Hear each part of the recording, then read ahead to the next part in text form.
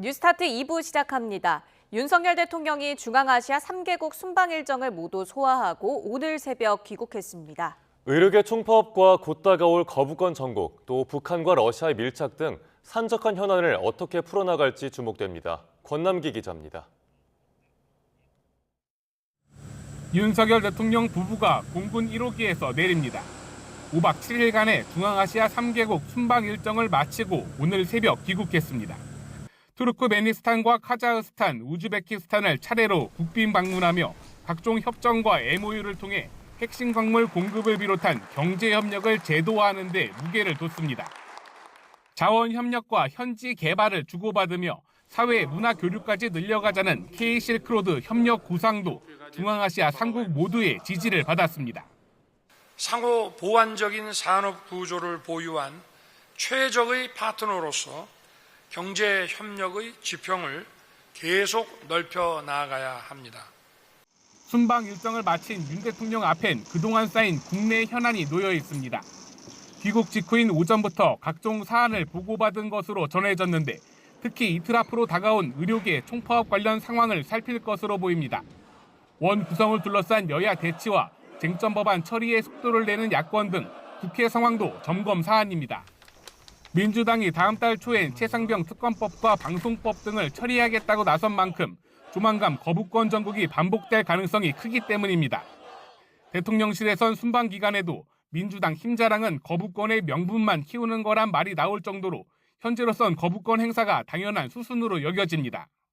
오물풍선 살포와 대북 확성기 방송 맞대응으로 남북 긴장이 고조된 가운데 이루어지는 푸틴 러시아 대통령의 방북도 핵심 점검 사안입니다. 5박 7일의 순방 일정을 마친 윤 대통령은 모레 국무회의를 통해 순방 성과를 직접 보고하고 국내외 현안에 대한 구상을 밝힐 것으로 보입니다. YTN 권남기입니다. 의사협회는 오는 18일 집단 휴진을 예고하면서 역대급 참여율을 예고했습니다. 정부는 하지만 휴진 신고를 한 병원과 의원은 전체의 4% 수준이라고 밝혔는데요. 실제 휴진 참여율이 얼마나 될지에 의료계와 정부 그리고 환자들도 촉각을 곤두세우고 있습니다. 홍선기 기자가 보도합니다. 대한의사협회는 오는 18일 집단 휴진을 예고하면서 역대급 휴진 참여를 기대했습니다. 투표율이 60%를 넘겨 역대급인데다 휴진 찬성률은 70%를 넘겨 의사들의 참여 열기가 뜨겁다는 겁니다. 전국 의사들의 투표로 2000년 의학분업의 투쟁 열기는 뛰어넘는 압도적인 참여와 의지를 재차 확인하였으며 하지만 정부는 실제 휴진을 하겠다고 신고한 병원과 의원은 1,400여 곳으로 전체의 4% 수준에 불과하다고 밝혔습니다. 면허 정지나 취소 가능성까지 감수하면서 실제 휴진에 나설 곳은 많지 않을 것이라는 겁니다. 이미 예약이 된 환자에게 환자의 동의와 구체적인 치료 계획 변경 없이 일방적으로 진료 예약을 취소하는 것은 의료법 제15조에서 금지하고 있는 진료 거부에 해당될 수 있습니다. 실제로 4년 전 의대 증원 반대 집단 휴진 당시에도 개원의들의 참여율은 10% 정도였습니다. 전국의 의대 교수들도 휴진 동참을 선언했지만 실제 환자 불편이 어느 정도일지는 가늠하기 어렵습니다. 중환자 등 필수 진료는 이어가기로 한 데다 군만과 아동병원 등 필수 진료 과목을 중심으로 휴진 불참 선언도 이어지고 있기 때문입니다. 다만 서울대병원 등 무기한 휴진을 선언한 일부 대학병원에서는 환자들의 불편이 불가피한 상황. 서울대 의대 병원 교수 비대위 측은 현재까지 진료 일정 조정 등을 통해 휴진 참여 계획을 밝힌 교수는 전체의 40% 정도인 400여 명이라고 밝혔습니다. 집단 휴진이 코앞으로 다가오는 가운데 실제 문을 닫는 병원이 얼마나 될지 또 그에 따른 환자 불편은 어느 정도일지를 정부와 의료계는 물론 환자들도 불안한 마음으로 지켜보고 있습니다. YTN 홍성기입니다. 쌍방울 대북 송금 의혹 사건으로 추가 기소된 민주당 이재명 대표가 언론을 향해 검찰의 애완견이라고 발언한 것을 두고 정치권 공방이 거세지고 있습니다. 여당인 국민의힘은 감옥행을 피하려는 전형적인 범죄자의 모습이라 비판했고 민주당은 검찰의 기소를 희대의 조작 사건으로 규정하며 엄호에 나섰습니다. 김다연 기자의 보도입니다. 대북 송금 의혹까지 4개 사건 재판을 받게 된 민주당 이재명 대표는 공직선거법 위반 사건에 출석하며 수위 높은 발언으로 언론을 비판했습니다. 마치 검찰의 애완견처럼 주는 정보 받아서 열심히 왜곡 조작하고 있지 않습니까? 이런 여러분들은 왜 보호받아야 합니까? 국민의힘은 전형적인 범죄자의 모습이라고 맹비난했습니다. 언론을 윽박지르고 길들여 감옥행을 피하려는 행태를 보이고 있다는 겁니다.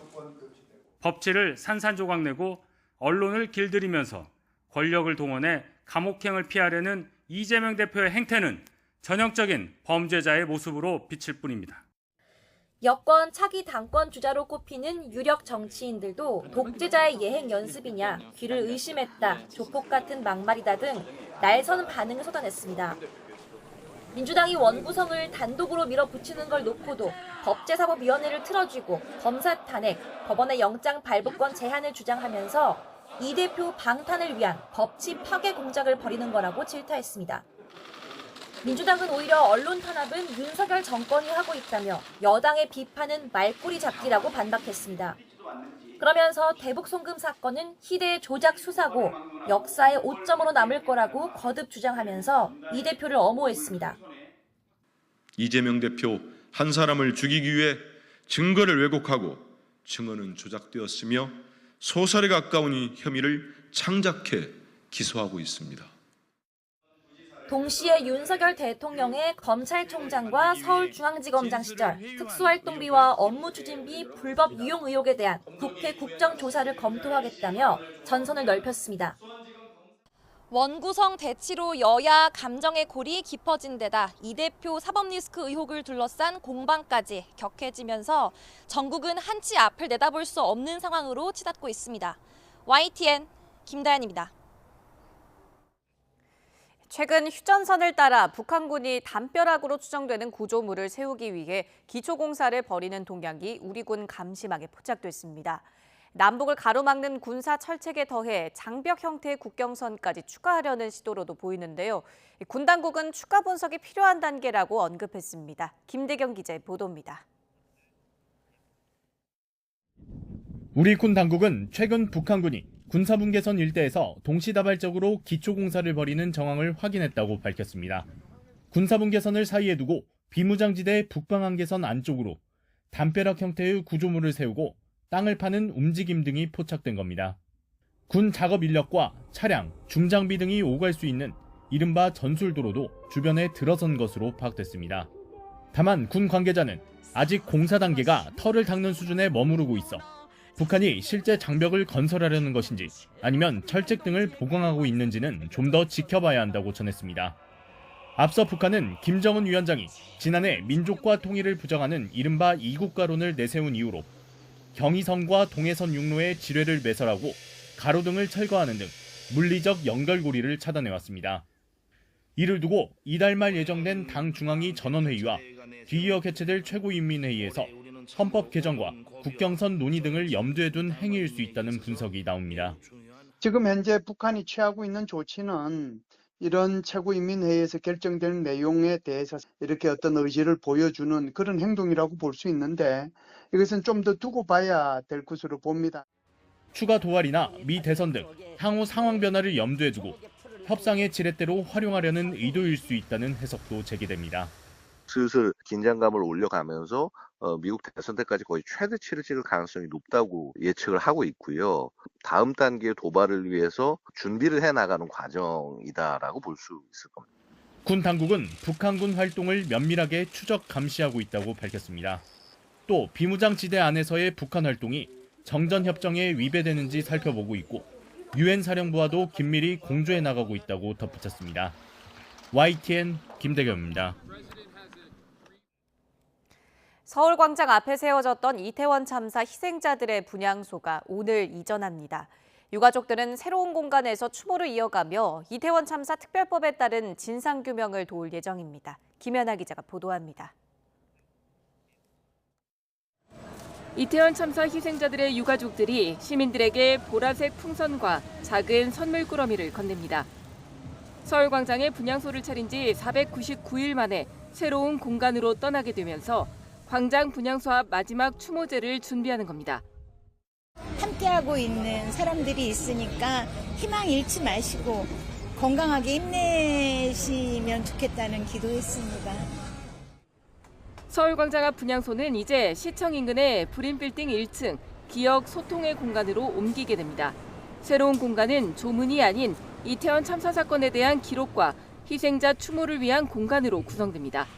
유가족들은 새 추모 공간에서 진상규명을 향한 새로운 출발을 시작할 거라고 강조했습니다. 분향소를 통해서 저희가 길거리 투쟁을 하면서 특별법 통과를 간절하게 이렇게 소망을 했었거든요. 어떻게 이태원 참사가 발생되었고 어떻게 진행이 되어 왔는가를 보여주는 그런 기억의 공간으로 만들고자 합니다. 이전을 앞두고 분향소를 찾은 오세훈 서울시장도 유가족 지원에 최선을 다하겠다고 밝혔습니다. 오늘이 또 새로운 시작이라고 생각하고요. 서울시는 끊임없이 여러분과 소통하면서 무엇이 필요한지 말씀해 주시면 그때그때마다. 앞서 서울시와 유가족은 분향소의 광장 불법 점용 문제로 갈등을 빚기도 했습니다. 하지만 지난해 10월 서울시가 참사 1주기 추모대회를 허용하고 유가족들은 불법 점용 변상금을 납부하며 한 발씩 물러섰고 이후 양측은 50여 차례에 걸쳐 소통하며 새로운 추모 공간 이전에 합의했습니다. 서울시는 유가족들의 뜻에 따라 기억의 장소로서 공간 구성을 지원합니다. 유가족들은 1박 2일 추모제 뒤 희생자 159명을 기리는 뜻에서 오후 1시 59분 희생자들의 영정을 옮길 예정입니다. YTN 김현아입니다. 공정위로부터 거액의 과징금을 받은 온라인 유통업체 쿠팡이 공정위의 조치가 부당하다고 주장하며 연일 반발하고 있는데 공정위의 입장은 단호합니다. 임직원의 리뷰 내용이 문제가 아니라 부당한 참여 구조가 문제이며 쿠팡의 주장은 법원에서 판단될 거라고 자신감을 보였습니다. 김기봉 기자의 보도입니다. 온라인 쇼핑몰 사업자가 알고리즘 조작과 임직원 구매 후기 작성과 높은 별점 부여를 통해 입점업체의 중개 상품을 배제하고 자기 상품만 검색 순위 상위에 올려 부당하게 소비자를 유인한 행위를 적발 제재하였다는 데 의의가 있습니다. 검색 순위 조작 혐의로 유통업체 역대 최대 규모인 1,400억 원의 과징금과 검찰 고발 조치 발표가 난 뒤 이에 반발하는 쿠팡의 주장과 공정위의 재반박이 핑퐁처럼 이어졌습니다. 제재 발표 이튿날 쿠팡은 직원 리뷰 조작이 없었다는 5대 핵심 증거라는 제목의 자료를 통해 자사 임직원의 리뷰 평점이 일반인 평점보다 오히려 낮았다고 주장했습니다. 또 공정위가 문제 삼은 기간 직원 리뷰는 전체 PB 상품 리뷰의 0.3%에 불과할 만큼 그 수도 미미하다는 주장을 폈습니다. 하지만 공정위는 불과 몇 시간 뒤 입장문을 내고 쿠팡이 이런 주장을 일축했습니다. 쿠팡의 주장은 이미 2차례 공개된 전원회의 심의에서 충분히 논의됐고 그 결과 임직원 이용 후기 작성과 높은 별점 부여 행위가 위법하다는 결론을 내렸다고 밝혔습니다. 아울러 이번 사안은 쿠팡 임직원의 개별 구매 후기 내용에 관한 것이 아니라고 제재의 취지도 다시 한번 규정했습니다. 입점업체에게는 구매 후기 작성을 금지해놓고 자신은 자기 상품에 구매 후기와 별점을 부여해 소비자를 유인한 행위가 공정거래법에 위반되는 것이라고 밝혔습니다. 아울러 쿠팡이 제소 계획을 밝힌 만큼 쿠팡의 주장은 향후 법원에서 판단될 것이라고 말해 법적 대응에도 자신 있다는 입장을 내비쳤습니다. 전날에도 쿠팡은 공정위의 제재를 시대착오적이라고 비난하며 이런 식이라면 로켓 배송 서비스는 불가능하다고 맞섰는데 공정위는 이번 조치와 로켓 배송 유지와는 아무 상관이 없다고 대응했습니다. YTN 김기봉입니다. 윤성덕 주 제네바 대사가 국제노동기구 ILO 이사회 의장으로 선출됐습니다. 외교부는 윤성덕 대사가 어제 오전 스위스 제네바에서 열린 제351차 ILO 이사회에서 1년 임기 의장으로 뽑혔다고 밝혔습니다.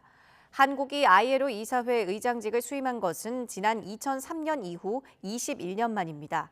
윤성덕 대사는 기후변화 대응, 디지털 전환 등으로 변화하는 노동 환경의 요구에 부응해 노동 약자를 보호하고 양질의 일자리 창출에 기여하는 ILO가 될 수 있도록 역량을 기울여 나가겠다고 말했습니다. 지난 12일 전북 부안에서 발생한 규모 4.8 지진 피해가 500건을 넘어섰습니다. 전북특별자치도는 어제 오후 5시까지 모두 20여 차례 여진이 발생했고 도내 시설물 피해는 521건 접수됐다고 밝혔습니다. 또 부안 내소사 대웅보전 등 국가유산 피해가 6건으로 집계됐고 통일신라시대 승려 부설이 창건한 부안 월명암에서도 건물이 균열됐다는 신고가 들어왔습니다. 부산 지하철역에서 폭발물 의심 신고가 접수돼 한때 열차 운행이 중단됐습니다. 곳곳에서 교통사고도 잇따랐습니다. 주말 사건 사고 소식 박정현 기자입니다. 출입문이 활짝 열린 전동차가 계속 승강장에 멈춰 서 있습니다.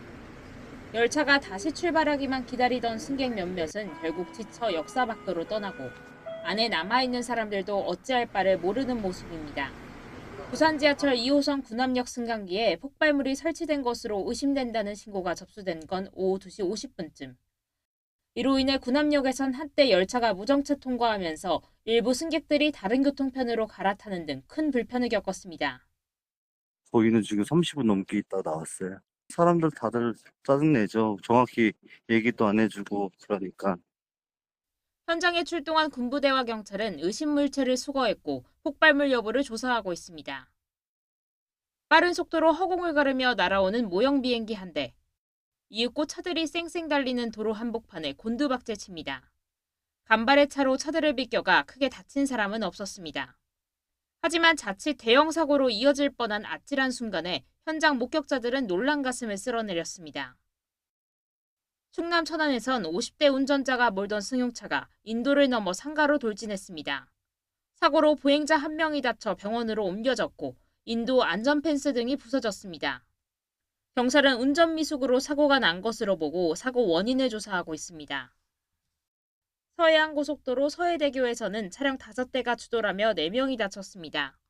정체 상황에서 승합차가 앞서가던 다른 차를 들이받으며 연쇄사고로 이어진 건데 현장 수습을 위해 일부 차선이 통제되며 이 일대 교통혼잡이 빚어졌습니다. 전남 춘천에서는 자동차 공업사에서 불이 났다가 50분 만에 진화됐습니다. 휴일이라 근무자가 없어 다친 사람은 없었지만 차량 5대가 불에 타는 등 피해가 발생했습니다. YTN 박정현입니다. 어제 저녁 8시 40분쯤 전북 군산시 나운동에 있는 왕복 6차선 도로에서 20대 남성이 몰던 오토바이가 횡단보도를 건너던 50대 남매를 덮쳤습니다. 피해자들은 심정지 상태로 병원으로 옮겨졌지만 끝내 숨졌습니다. 20대 오토바이 운전자는 크게 다치지 않아 병원 이송을 거부한 것으로 전해졌습니다. 어젯밤 10시 50분쯤 경기도 이천 영동고속도로 인천 방향 덕평나들목 부근에서 47살 A씨가 몰던 승용차가 앞서가던 다른 차량을 들이받았습니다. 이 사고로 다친 사람은 없었습니다. 경찰 조사 결과 A씨의 혈중 알코올 농도는 면허 취소 수준이었던 것으로 파악됐습니다. 경찰은 A씨를 입건하고 함께 타고 있던 동승자에게 음주운전 방조 혐의가 있는지도 검토하고 있습니다. 어젯밤 9시쯤 전북 김제시 백산면에 있는 왕복 4차선 도로를 달리던 승용차가 트랙터를 들이받았습니다. 이 사고로 60대 트랙터 운전자가 다쳐 치료를 받았지만 생명에 지장은 없는 것으로 알려졌습니다. 성승민 선수가 근대 5종 세계선수권대회에서 우리 여자 선수로는 처음으로 정상에 올랐습니다. 성승민은 중국 정저우에서 열린 개인전 결승에서 펜싱과 수영, 승마, 레이저런 합계 1,434점을 얻어 헝가리의 구지 선수를 1점 차로 꺾고 금메달을 따냈습니다. 성승민은 10일 개주 경기에서 김선우와 금메달을 합작한 데 이어 대회 2관왕에 올랐고 단체전에서도 은메달을 차지했습니다. 또 성승민은 이번 대회 우승으로 파리올림픽 출전도 확정했습니다. 성승민 선수의 우승 소감 들어보시죠. 세 번째 출전하는 세계선수권에서 그것도 개인전 처음으로 금메달을 따서 너무 영광스럽고 제 자신에게 너무 자랑스럽고 올림픽 전에 좋은 느낌으로 이제 한국에 돌아갈 수 있어서 열심히 준비할 수 있을 것 같아요. 러시아와 우크라이나 간 전쟁을 종식할 방안을 협의하는 우크라이나 평화회의가 현지 시간 15일 오후 스위스 비르겐슈톡에서 이틀 일정으로 시작됐습니다. 주최국인 스위스는 영국과 프랑스, 독일, 일본 등 57개국 정상급 인사들이 차례대로 회의장에 도착했다고 밝혔습니다. 미국은 조 바이든 대통령을 대신해 카멀라 해리스 부통령과 제이크 설리번 국가안보보좌관이 참석했습니다. 우리나라는 방기선 국무조정실장이 참여합니다. 하지만 전쟁 당사국인 러시아는 스위스의 러시아 제재 동참 등을 이유로 불참 방침을 밝혔고 러시아의 우방인 중국도 불참을 선언했습니다. 제이크 설리번 미 백악관 국가안보보좌관은 가자지구 전쟁과 관련해 중재국 카타르와 이집트가 하마스와 휴전협상 타결을 논의할 계획이라고 말했습니다. 설리번 보좌관은 우크라이나 평화회의 참석차 스위스를 방문한 자리에서 취재진의 질문에 이같이 말했습니다. 최근 하마스를 지지하는 예멘의 후티 반군이 홍해를 오가는 선박을 겨냥해 공세를 강화하면서 세계가 바짝 긴장하고 있습니다. 불안한 중동 정세에 대중 무역 전쟁까지 더해지면서 2년 만에 최고 수준으로 치솟은 해상 운임이 더 오를까 전전긍긍하고 있습니다. 유투건 기자입니다. 세계 2위의 물동량을 자랑하는 싱가포르 항구가 몰려드는 선박을 소화하지 못해 몸살을 앓고 있습니다. 과거엔 통상 하루 정도면 화물을 처리했지만 요즘엔 일주일씩 대기하는 사례까지 나오고 있습니다. 많을 땐 50만 개에 이르는 컨테이너가 발이 묶여 있습니다. For consumer, you and I, it's really a case of how high will the spot rates go up. We will have Christmas goodies which may cost a lot more. 싱가포르의 병목 현상은 전 세계 해상 컨테이너의 30%가 오갔던 홍해의 위기에서 시작됐습니다. 지난해 가자지구 전쟁이 시작된 이후 이란의 지원을 받는 후티 반군은 홍해를 오가는 선박을 겨냥해 무차별 공격을 이어오고 있습니다. 결국 많은 해운사가 홍해를 포기하면서 수에즈 운하의 물동량은 70% 넘게 감소한 대신 아프리카 희망봉을 우회하는 화물은 50%나 늘어났습니다. 희망봉을 돌아온 대형 선박들은 대부분 중동의 항구를 피해 싱가포르에 모여들고 있습니다. 최근엔 후티 반군의 공격이 더욱 대담해지면서 불안감이 증폭되고 있습니다. 자폭 기능이 있는 해상 드론을 동원하기 시작했고 이스라엘 도시 두 곳을 직접 폭격하기도 했습니다. ونفذت القوات البحرية والقوة الصاروخية وسلاح الجو المسير في القوات المسلحة اليمنية. 여기에 미국과 유럽의 관세 부과를 앞두고 중국 업체들이 서둘러 제품을 밀어내면서 화물 운송 수요는 급격히 증가하고 있습니다. 이 때문에 해상 컨테이너 운임은 2달 넘게 가파르게 올라 2년 만에 최고치를 기록했습니다. 그나마 극심한 가뭄으로 마비됐던 파나마 운하가 올가을부터는 정상을 되찾을 것이란 전망이 나오면서 한숨을 돌릴 수 있게 됐습니다. YTN 유투건입니다. 조 바이든 미국 대통령과 도널드 트럼프 전 대통령의 첫 토론 날짜가 오는 27일로 잡혔죠. 이례적으로 이른 시점입니다. 주간 방송사가 구체적인 토론 규칙을 공개했는데 두 고령 후보가 토론장에 갖고 들어갈 수 있는 건 펜과 노트, 그리고 물 한 병뿐입니다. 어느 후보에게 유리할까요? 황보선 기자가 보도합니다. 트럼프 전 대통령의 조 바이든 대통령 깎아내리기가 최근 수위를 더하고 있습니다. Probably the dumbest leadership in the world. In fact, I think we should have, and I've called it, all presidents should have aptitude tests, IQ tests, or cognitive tests. 트럼프 캠프 쪽에서는 뇌사 상태에 좀비가 떠돈다고 비아냥거리기까지 했습니다. 조 바이든 대통령은 점잖게 응수하곤 했습니다. Donald Trump lost 2 debates to me in 2020. Since then, he hadn't shown up for debate. Now he's acting like he wants to debate me again. Well, make my day, pal.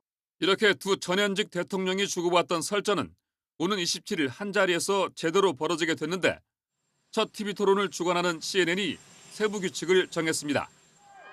일단 토론 시간은 90분 동안입니다. 두 차례 중간 광고가 있는데 이때 캠프 관계자들은 후보들과 접촉할 수 없습니다. 두 후보는 같은 단상에 서게 되며 단상의 배치는 동전 던지기로 결정됩니다. 토론 도중 발언 기회를 얻은 후보의 마이크만 켜집니다. 사전에 준비된 연설문이나 메모는 지참할 수가 없고 후보들은 펜과 메모장 물 한 병만 갖고 토론장에 들어갈 수 있습니다. 전례에 따라서 토론은 청중 없이 진행되는데 사회자들은 시간 준수나 성숙한 토론을 위해서 가능한 모든 수단을 쓸 수 있다고 CNN은 설명했습니다. 두 사람은 전당대회를 치른 뒤 진짜 대선 후보가 돼 있을 오는 9월에 다시 한번 TV토론장에서 격돌할 예정입니다. YTN 황보선입니다. 프랑스에서 의회 해산에 따른 조기 총선을 앞두고 현지 시간 15일 전국에서 극우의 부상을 규탄하는 시위가 벌어졌습니다. 참가자들은 프랑스를 사랑하기 위해 국민연합에 투표할 필요는 없다며 극우의 집권은 막아야 한다고 호소했습니다. 집회를 주도한 노동총동맹은 파리에서 25만 명, 전국에서 64만 명이 참여했다고 주장했으며 경찰은 파리 7만 5천 명, 전국 25만 명이 참가한 걸로 추산했습니다.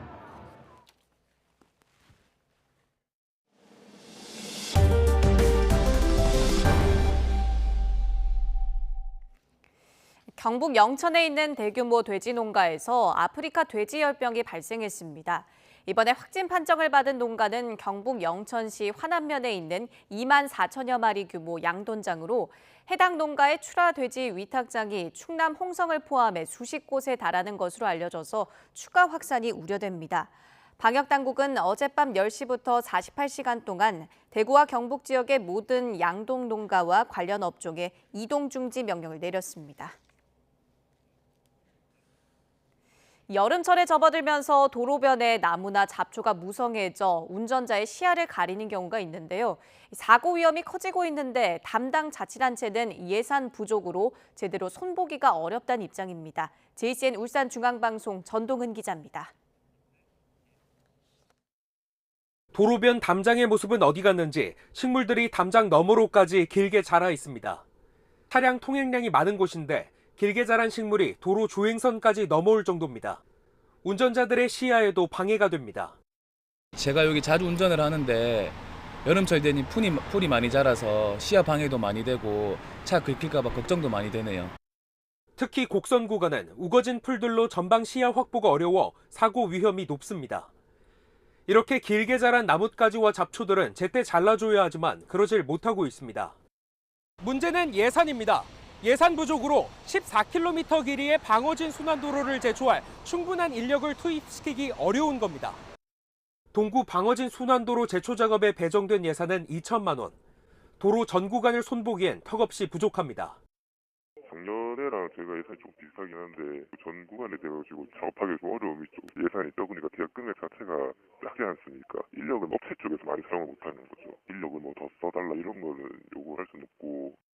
담당 지자체는 우선적으로 위험 구간부터 제초 작업을 벌일 계획입니다. 가로수와 식물이 안전을 위협하는 가운데 제대로 된 관리가 필요해 보입니다. JCN 뉴스 전동훈입니다. 바다 사막화로 불리는 갯녹음 현상이 갈수록 심해지고 있습니다. 지난해 제주도 내 마을 어장의 생태 환경을 조사했더니 정상인 바다가 거의 없을 정도로 황폐해졌습니다. KCTV 제주방송 문수희 기자의 보도입니다. 고산 지역 수심 10m 인근 바닷속입니다. 풍성해야 할 해조류는 보이지 않습니다. 거친 표면을 드러낸 안방 곳곳은 하얗게 변했습니다. 사라진 해조류 대신 석회조류가 달라붙어 안반이 하얗게 되는 갯녹음 현상입니다. 동쪽 바다도 상황은 마찬가지입니다. 듬성듬성 자라있는 말미잘 사이로 어김없이 갯녹음 현상이 두드러집니다. 제주도 해양수산연구원이 지난 1년 동안 도내 마을 어장을 대상으로 자원 생태 환경을 조사한 결과 갯녹음 현상이 심화된 것으로 확인됐습니다. 지역마다 수심별로 갯녹음 진행 상황을 조사한 결과 고내리와 위미리, 일과리, 하여동 지역 일부 수심, 신천리 모든 수심에서 갯녹음이 80% 이상 진행된 심화 수준을 보였습니다.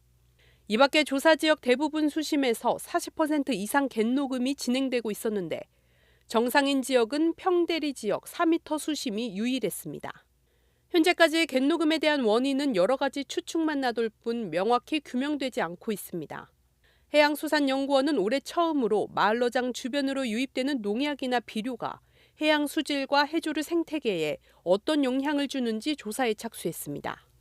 농약 성분이라든가 아니면 비료 등 여러 가지 육상 오염원에 대한 그 해양에 미치는 해양 수질에 미치는 영향과 또한 그 성분들이 해조류 생태계에 어떻게 영향을 미치는지 부분에 대한 조사를 실시하려고 이렇게 합니다.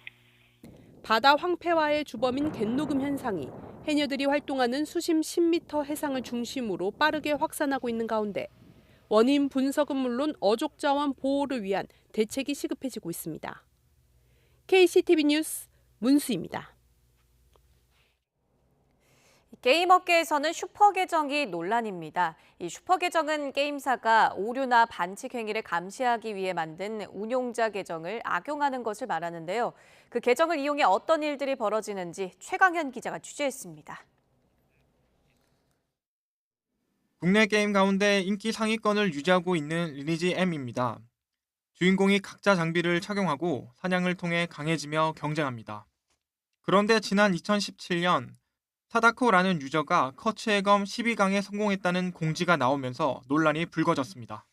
우선 커츠의 검은 당시 풀린 무기가 아니었다는 점, 거기에 갈수록 희박해지는 확률을 뚫고 7에서 12까지 무려 6번이나 강화에 성공했다는 점 때문이었습니다. 게이머들은 리니지 M 게임사가 슈퍼 계정을 이용해 이런 일을 벌였다고 의심하고 있습니다. 슈퍼 계정은 게임사의 운영자 계정을 말합니다. 임무는 게임 내에서 오류나 반칙 방해 행위가 있는지를 점검하는 것인데 이를 악용하는 사례가 나오면서 슈퍼 계정으로 불린 것입니다. 게이머들은 지난 4월 공정위에 리니지 M의 슈퍼 계정 의혹을 조사해달라는 민원을 제기했습니다.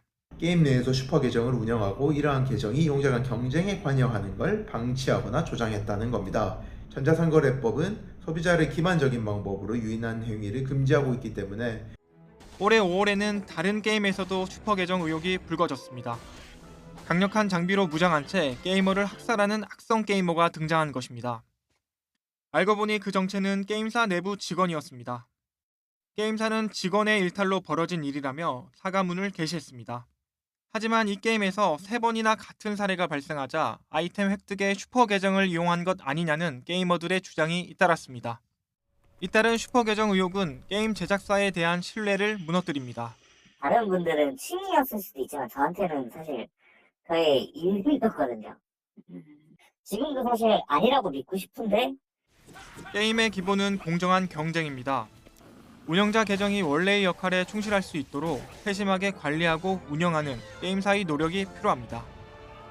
YTN 최강현입니다. 배우 손석구가 주연을 맡은 13분짜리 단편 영화가 극장에서 단돈 1,000원에 개봉했습니다. 표값만큼이나 놀라운 것은 현대자동차가 영화 제작사로 나섰다는 건데요. 짧은 영상인 숏폼이 대세로 떠오르면서 기업들의 마케팅 방법도 달라지고 있습니다. 최하영 기자가 보도합니다. 인근 전기충전소 기물파손 신고 접수됐습니다. 출동 부탁드립니다. 전기차 충전소에서 벌어지는 미스터리한 사건을 그린 영화 밤낚시입니다. 요원 로미오가 의문의 무언가를 낳기 위해 고군분투하는 손석구의 1인극이자 13분짜리 단편 영화입니다. 최근 극장에서 단돈 1,000원에 개봉했습니다. 범죄도시 2 할 때 이제 동석이 형한테 맞을 때보다 더 강도 높은 그 액션이었다고. 약간은 침체기에 접어들었다고 할 수도 있는 지금 극장가에 좀 활력을 불어넣을 수 있는 새로운 시도로도 비춰지지 않을까. 그런데 이 영화의 또 다른 주인공은 단 한 번도 제대로 등장하지 않는 자동차입니다. 현대차가 광고가 아닌 영화 제작에 뛰어든 이유는 여기에 있습니다.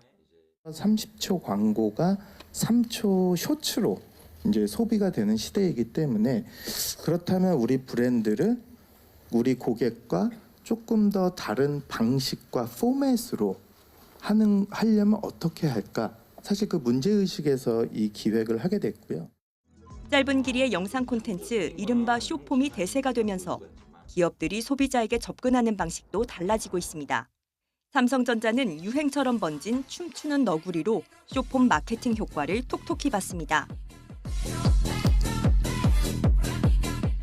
귀여운 너구리가 음악에 맞춰 원형을 도는 영상인데 덕분에 사각인 애플워치보다 원형인 갤럭시워치가 주목받았습니다. LG전자는 희망과 도전을 담은 숏폼으로 브랜드 철학을 알리고 있습니다. 소비자가 단순한 광고나 이런 거는 굉장히 식상해하거든요. 광고라 하더라도 그 안에 어떤 콘텐츠가 담겨 있고 그다음에 스토리가 담겨 있으면 그거 자체를 굉장히 즐거워합니다. 짧은 강렬함이 눈을 사로잡는 시대. 그 속에서 소비자를 사로잡기 위해 기업들도 새로운 도전에 나서고 있습니다.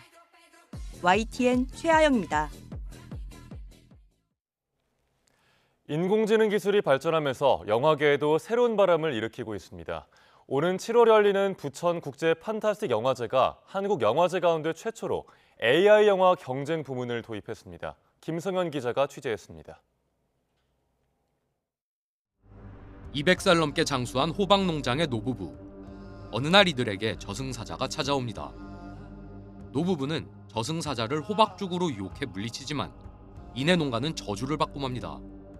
두바이 영화제에서 대상을 탄 이 작품의 제작 기간은 단 5일.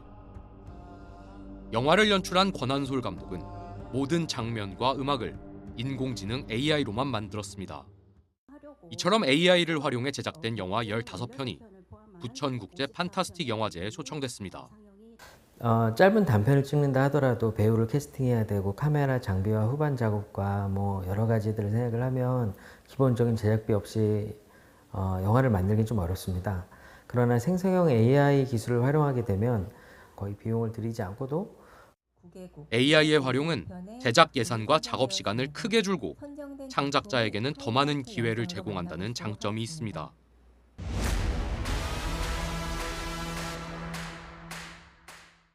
반면 급격한 변화에 따른 우려도 적지 않습니다. AI 프로그램 자체에 대해서 함몰되다 보면 오히려 영화예술계가 더 뒤질 수 있다. 마치 인공지능이 그 좀 더 높은 수준의 작품을 만들 수 있을 것으로 생각하는 거는 좀 잘못된 진단이라고 저는. AI가 영화 제작의 새로운 도구로 떠오르고 있습니다. 하지만 저작권 문제, 기존 일자리의 소멸 문제 등을 어떻게 풀어내느냐가 앞으로의 과제로 남았습니다. YTN 스타 김성현입니다. 이번 주 실화를 바탕으로 한 하정우 주연의 항공재난 영화 등 한국 영화 기대작들이 줄줄이 개봉합니다. 9년 만에 돌아온 픽사의 애니메이션 인사이드 아웃 시리즈가 흥행 돌풍을 일으키는 가운데 한국 영화가 어느 정도 성과를 낼 수 있을까요? 새로 나온 영화 김승환 기자가 소개합니다.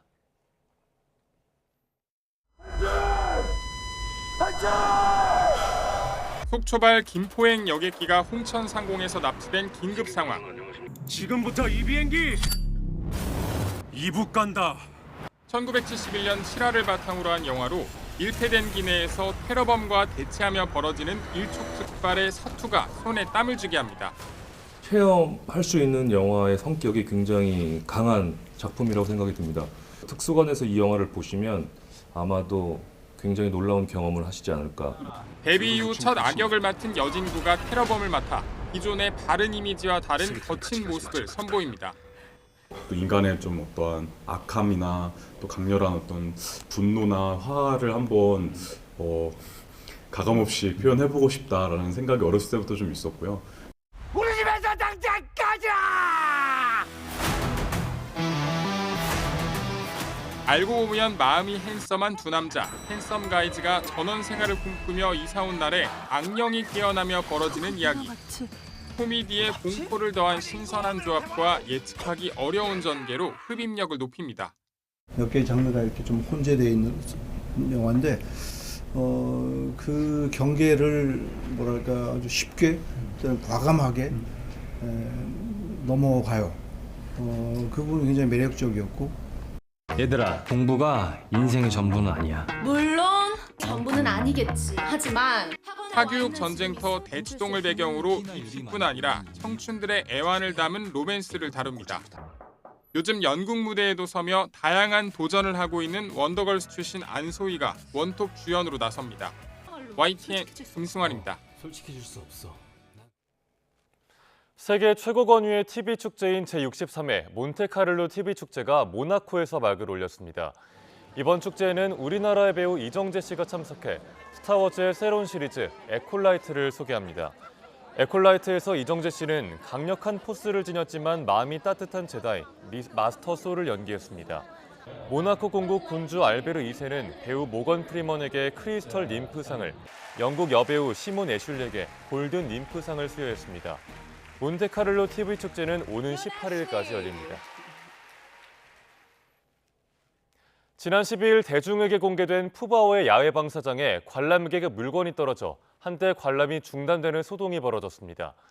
중국 스촨성 워룽 선수핑 기지는 어제 오전 10시쯤 푸바오 방사장 안에 카메라 렌즈로 추정되는 물건이 떨어져 관람을 잠시 중단했다고 밝혔습니다.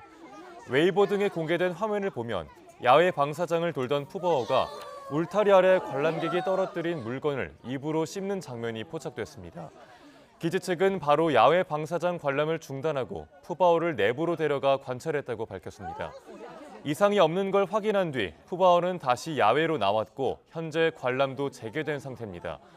중국 웨이보 등 SNS에선 푸바오가 물건을 씹는 영상이 확산하며 방사장 주변 안전대책을 강화하라는 목소리가 이어지고 있습니다.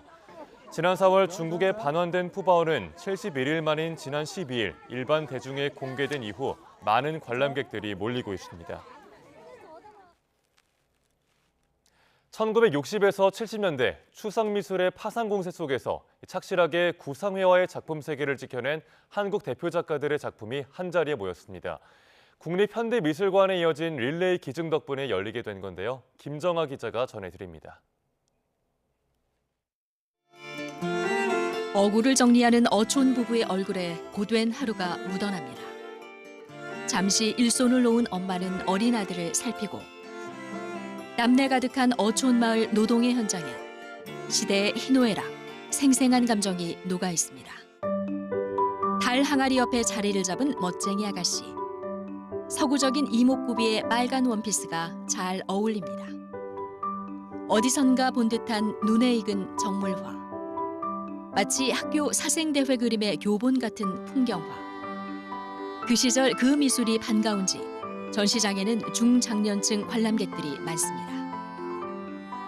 밀려오는 추상미술의 파상 공세 속에 구상미술은 인물과 풍경, 일상의 모든 것을 재현하며 한국미술의 토대를 단단히 했습니다. 고집스런 붓질의 중심에는 모구회가 있었습니다. 사실주의의 직결체로서 구상회화, 그러니까 사실 재현의 뿌리를 좀 내린다라는 아카데미즘의 어떤 계승을 목표로 하는 작가 단체라고 말씀드릴 수가 있습니다. 구상과 추상의 완충지대에서 구상의 활로를 모색한 작가들도 많습니다. 생선을 해풍에 말리면 이렇게 될까? 물감을 두텁게 올린 김태의 건어장 그림은 재밌습니다. 박구석은 속도감이 있는 붓질 안에 우리 산과 바다를 함축했고 흙의 질감까지 살린 박돈의 작품엔 고향을 두고 온 작가의 향수가 가득합니다. 노을 지는 풍경을 많이 그려 석양의 화가로 불리는 윤중식. 정물화 속 새침하게 사과를 들고 있는 아이가 바로 그의 아들입니다. 2021년 이건희 컬렉션의 전국 순회 공연을 보면서 아들은 아버지 작품의 기증을 결심했습니다. 이건희 컬렉션의 아버님 작품이 여러 점이 있었습니다. 제주도에서부터 시작해서 영호남 대도시에서 모든 공공미술관에서 그 아버님 작품이 걸리는 거예요. 유족들의 릴레이 기증 덕분에 뜻깊은 전시회가 열리게 된 건데 미술품 기증에 물꼬를 튼 이건희 컬렉션도 100점 넘게 전시됐습니다. 기증으로 더 빛난 한국 구상회화전은 오는 9월 22일까지 넉넉히 이어집니다. YTN 김정아입니다. 1970년대 산부인과 병원의 모습과 의료 생활사를 재현한 이기려 산부인과 기념관이 시민들에게 무료로 개방됐습니다. 다시 개관한 건데 전시 공간뿐만 아니라 다채로운 체험 기능을 더한 복합 체험 공간으로 거듭났습니다. 강태욱 기자가 보도합니다. 전국 최초의 보증금 없는 병원, 의료보험이 생기기 전인 1960년대에는 치료비를 내지 않고 사라지는 환자 탓에 보증금이 일반적이었습니다. 그러다 보니 제때 치료를 받지 못하는 경우가 부지기수였습니다. 인천에 개원한 가천대 설립자 이길려 총장은 치료가 먼저라며 보증금을 받지 않고 운영했습니다. 당시 병원 그대로 기념관을 만들었습니다. 진료실과 치료실은 물론 지게에 산모를 태우고 온 대기실도 재현했습니다. 2층에는 산모가 미역국을 먹는 입원실과 출산이 이루어지는 수술실이 자리 잡았습니다. 의사가 꾸민 어린이에게는 남다른 공간일 수밖에 없습니다. 아기 낳는 게 신기해서 아기 울음소리도 나고 여기 와서 보니까 그 의사가 더 하고 싶어요. 지난 2016년 개관 이후 10만 명 가까이 다녀갔습니다. 오래된 건물이라 구조 보강을 하는 참에 공간을 확대했습니다. 5개 층을 높여 체험관과 전시관 등을 더 만든 겁니다. 특히 새롭게 조성한 체험관은 어린이 방문객에게 큰 인기입니다. 저는 그냥 기념관이라고 생각하고만 왔거든요. 근데 와보니까 아이들이 직접 체험할 수 있는 것도 있고 그래서 되게 유익한 시간이었습니다. 히포크라테스의 선서를 실천했던 의사의 모습이 저출생 시대와 최근의 의료 사태에 울림이 되고 있습니다. YTN 강태욱입니다. 영국 국왕 찰스 3세의 공식 생일 행사가 왕실 가족이 총출동한 가운데 열렸습니다. 비가 쏟아지는 가운데 런던 버킹엄궁 인근 호스가즈 퍼레이드 더몰 등지에서 열린 국왕 생일 기념 군기 분열식에는 군인 1000여 명과 군악대 250명, 말 200여 필이 동원됐습니다. 찰스 3세가 마차를 타고 커밀라 왕비와 입장한 후 근위대를 사열하고 행진했습니다. 암 투병 중인 케이트 미들턴 왕세자빈도 거의 반년 만에 처음으로 대외 활동에 나서 이목이 쏠렸습니다. 역시 암 투병 중인 찰스 3세도 한동안 대외 업무를 자제하다가 지난 4월 말부터 제한적으로 외부 활동을 하고 있습니다.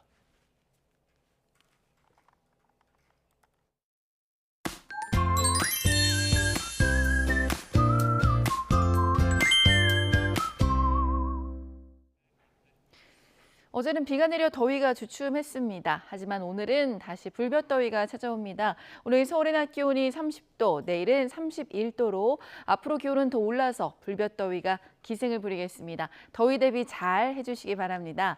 한편 오전까지는 안개를 주의해야 합니다. 가시거리가 1km 안팎으로 짧으니까요. 안전운전 해주시길 바랍니다. 오늘 오전부터는 전국이 차차 맑아지겠고요. 낮 동안 자외선이 강하겠습니다. 볕이 강한 오후 시간에는 될 수 있으면 야외 활동을 자제해 주시길 바랍니다. 현재 기온 살펴보겠습니다. 서울이 19.9도, 대전이 19.5도, 대구가 21.6도고요. 낮 기온은 서울이 30도, 청주와 대전도 30도, 창원은 32도까지 오를 것으로 보입니다. 이번 주 내내 불볕더위가 기승을 부리겠고요. 수요일과 금요일에는 제주도에 비 예보 들어있습니다. 날씨였습니다. 뉴스타트 2부 마칩니다. 잠시 후 3부가 이어집니다. 시청해주신 여러분 고맙습니다.